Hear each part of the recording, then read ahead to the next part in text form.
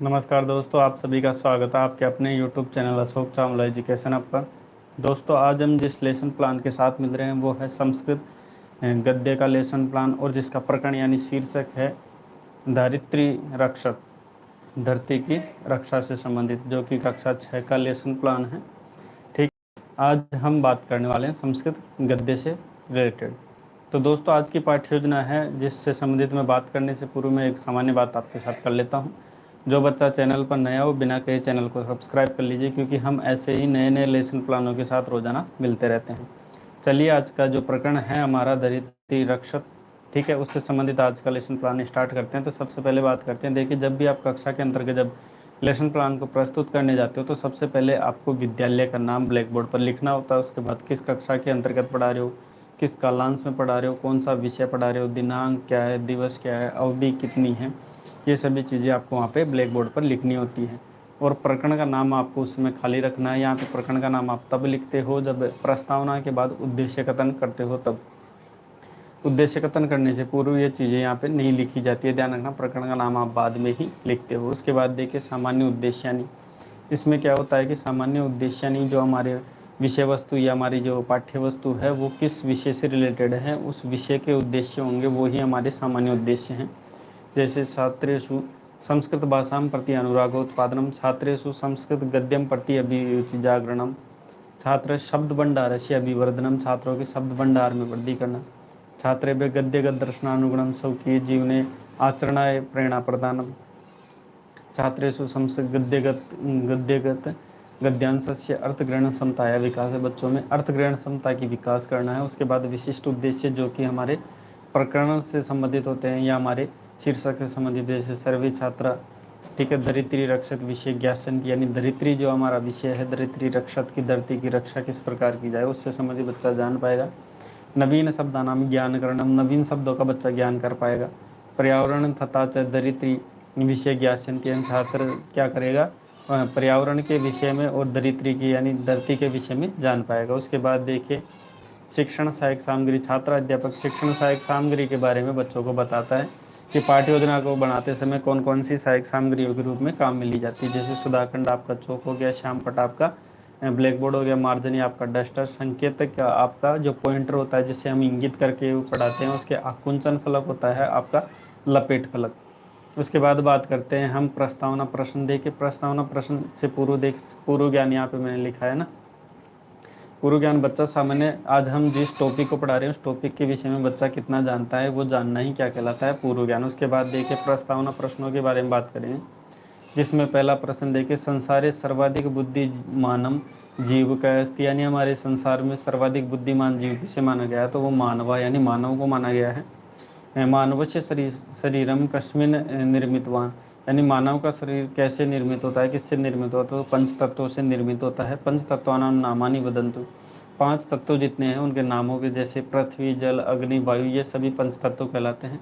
पृथ्वी यानी धरित्री रक्षत विषय भवंत किम जानती, तेज के विषय में आप क्या जानते हैं, तो बच्चा जानता है। तो देखिए धरती के बारे में सामान्य जानता है, ठीक है, तो उसके बारे में जितना संभावित ज्ञान है वो बताता है। उसके बाद समस्यात्मक हो जाता है, जहाँ पे बच्चा समस्यात्मक होता है छात्र अध्यापक द्वारा उद्देश्य कथन किया जाता है कि प्रियांश छात्रों अद्य वयम धरित्री रक्षत विषय विस्तृतेन अध्ययनम करिष्यामि, कि आज हम धरित्री विषय, आज का जो हमारा विषय है धरित्री रक्षा, धरती की रक्षा, उससे संबंधित, ठीक है, हमारी पृथ्वी की रक्षा से संबंधित आज हम विस्तृत अध्ययन करेंगे। उसके बाद प्रस्तुतिकरण। प्रस्तुतिकरण मुख्य रूप से छात्र अध्यापक बच्चों को निर्देश देता है कि आज हम ये पाठ पढ़ेंगे, इस पाठ को आप निकालिए, बच्चे उस पाठ को निकालते हैं। उसके बाद देखिए आदर्श वाचनम, इसमें क्या होता है कि आदर्श वाचनम में छात्र अध्यापक बच्चों को निर्देश देते हुए ये विषय वस्तु है उसका आदर्श वाचन, यानी जो भी विषय वस्तु होती है उसको बच्चों के सामने पढ़ाता है, लेकिन शुद्धता, स्पष्टता, समुचित स्तर इत्यादियों का विशेष ध्यान रखते हुए पढ़ाता है। उसके बाद सभी छात्र उसको ध्यानपूर्वक सुनते हैं। अनुवाचनम, जैसे कि मैं हर पाठ्य योजना में सभी डिटेल्स बताता हूँ, विशेष ध्यान रखें, लेकिन हो सकता है कई बच्चा इसमें नया जुड़ा हो तो उससे संबंधित मैं हर चीज़ को डिटेल से ही बताने का प्रयास करता हूँ। अनुवाचन में क्या होता है कि छात्र अध्यापक किन्हीं बच्चों को निर्देश देता है कि आप जो मैंने आदर्श वाचन जो विषय वस्तु का किया है उसका आप अनुवाचन यानी उस विषय वस्तु को पढ़िए, तो बाकी बच्चे जो बचते हैं वो उसको ध्यानपूर्वक सुनते हैं।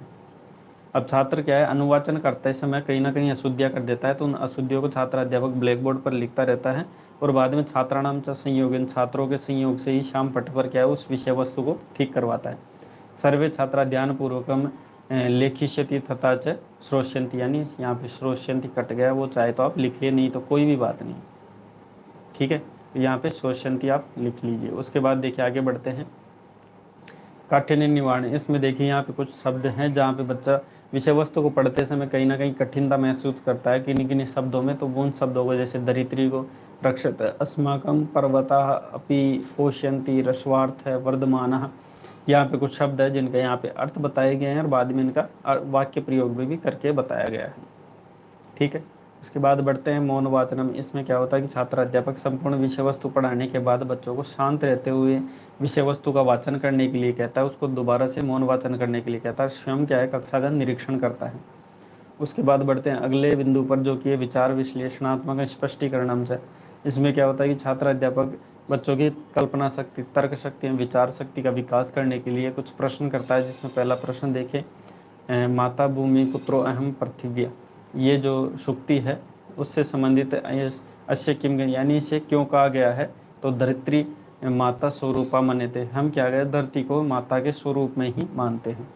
अब छात्र अध्यापक थोड़ा स्पष्टीकरण के रूप से थोड़ा डिटेल से बच्चों को बताता है कि यम धरित्री माता स्वरूप मने, हम धरती को माता के स्वरूप मानते हैं क्योंकि इमानी अस्मान पोषयंती, की हमारा ये भरण पोषण करती है, वृक्षा प्राण वायु ददती, जो वृक्ष होते हैं पृथ्वी के अंतर्गत वो हमारे को प्राण वायु देते हैं, यानी ऑक्सीजन देते हैं। उसके बाद देखिए बच्चों को पढ़ा तो दिया, लेकिन बच्चों को ये चीज़ें कितनी समझ में आई ये जानने के लिए कुछ प्रश्न किए जाते हैं, उन्हें बोध प्रश्न कहा जाता है। जैसे का अस्माकम मात्र स्वरूप है, यानी कौन हमारी माता के स्वरूप में मानी जाती है, तो धरित्री यानी धरती।